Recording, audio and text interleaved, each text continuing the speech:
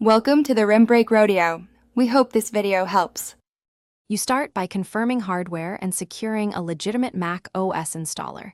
You need enough RAM and disk space. Once done, prepare the host. Free 6120 GB for the VM and enable virtualization in firmware if applicable.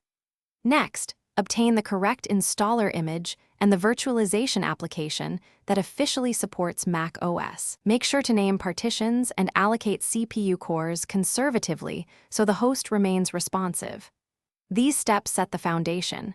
Without them, the VM will fail later.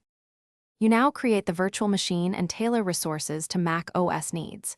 Start by selecting UEFI firmware, allocate at least 4 CPUs and 16 GB RAM, and attach the installer ISO. Then set a virtual NVMe or SATA disk and choose apps during installation. This ensures system compatibility and snapshot stability. Make sure the VM network mode matches your needs.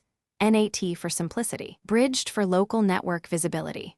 Once configured, boot the VM into the installer and follow on-screen disk setup prompts carefully. You finish by completing the Mac OS setup. Create your admin account, enable File Vault if desired, and install any guest tools to improve drivers and integration. Once the system is stable, take a snapshot so you can roll back before updates or big configuration changes. If something goes wrong, check the VM's EFI/firmware settings, confirm the installer image integrity, and review virtualization logs for kernel or kext errors. One key tip: revert to a snapshot before chasing complex fixes to avoid data loss. Thanks for watching. Consider subscribing if we helped you.